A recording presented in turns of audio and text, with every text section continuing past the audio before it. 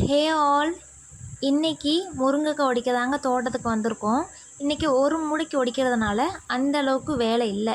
ஏன்னா ஹஸ்பண்ட் வந்து காலையிலேயே மேலே இருக்க காய் எல்லாத்தையுமே துரட்டி வச்சு பிடுங்கி விட்டுட்டாங்க.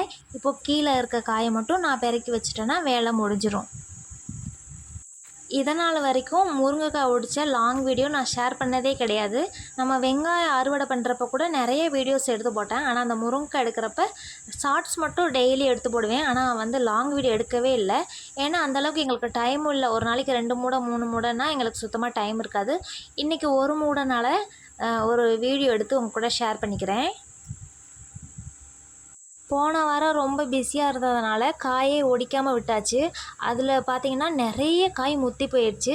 அப்புறம் கடையில் மார்க்கெட்டில் கேட்குறப்ப ஆனால் காயெல்லாம் ரொம்ப முற்றி போச்சு, நாங்கள் என்ன பண்ணுறது அப்படின்னு கேட்குறப்ப ஒடிச்சு அனுப்பிவிடுங்க, போகிற வேலைக்கு போகட்டும் அப்படின்னு சொன்னாங்க. சரின்னு சொல்லிட்டு நாங்களும் இருக்கிற முத்தின காய் எல்லாத்தையுமே வந்து ஒடிச்சு போட்டாச்சு. இன்றைக்கி கொஞ்சம் லேட் ஆகிருச்சு, வெயில் வேறு ரொம்ப வந்துருச்சு. சரி இன்றைக்கி ஒரு மூடைக்கு போதும், நாளைக்கு இருக்கிறத எல்லாத்தையுமே ஒடிச்சு அனுப்பி விட்டுறலாம் அப்படின்னு சொல்லியாச்சு.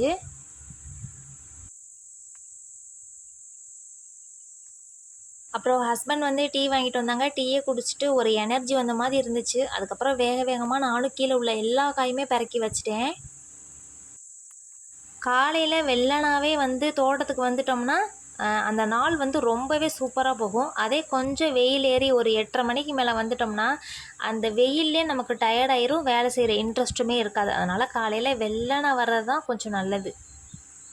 ஃபைனலாக எல்லா காயுமே நான் வந்து எடுத்து பெருக்கி வச்சாச்சு. இனி ஹஸ்பண்ட் வந்து தூக்கிட்டு போகிறது தான் வேலை. என்னாலலாம் இவ்வளோ இதை தூக்கிட்டு போக முடியாது. நான் கொண்டு போனால் கொஞ்சம் கொஞ்சமாக கொண்டு போவேன்.